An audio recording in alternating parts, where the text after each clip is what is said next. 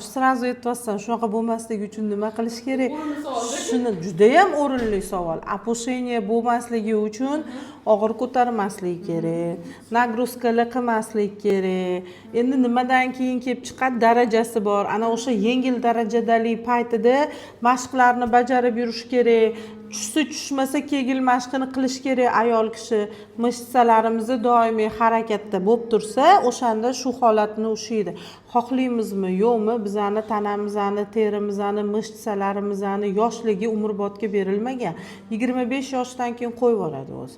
O'shani hisobiga endi bunga turmush tarzimiz qo'shiladi, jinsiy hayotda yashaymiz, homilador bo'lamiz, bolalarning vesi, homilalarning soni, qinni ichida xirurgik aralashuvlar bo'ladi, tabiiy tug'ruqlar bo'ladi. Hammasi sabab bo'ldi-da, hozir bachadon tashqariga chiqib ketdi. Polniy tashqarida hozir. Buni olib kirib, tepaga ko'tarish endi ilojisi yo'q. Yengil darajada kelganda boshqa gap edi.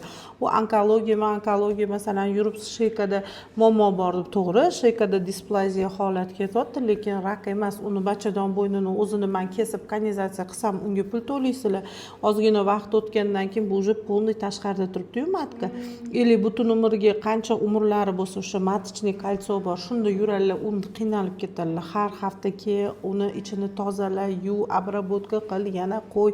Undan ko'ra bundan voz kechish kerak. Shaykani operatsiya qil. Agar bachadon bo'yni toza bo'lganda, mayli, shu kalsiyda yurib tursinlar derdim. Ertaga bu bachadon bo'yni xavfli holatga olib keladi. Bu displaziya holatini 35 yoshgacha bo'lgan ayollarda masalan uchratsak, ularda ham xirurgik yo'l bilan olinadi. Endi bunchalik vahima qilmaymiz.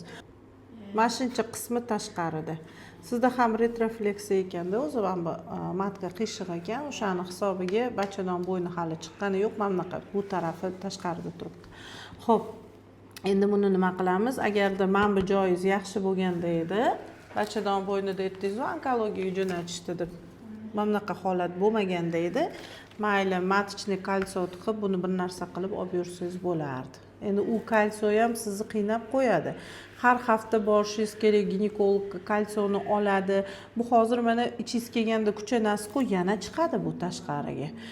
Har doim kontakt bor mana shu joyda. Ich kiyimlaringiz tegyapti, ozgina qirib qo'yapti, achishib qoladi. O'shaning uchun bu уже почти to'liq tashqarida.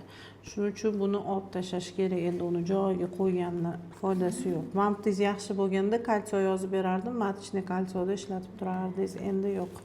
Xo'p.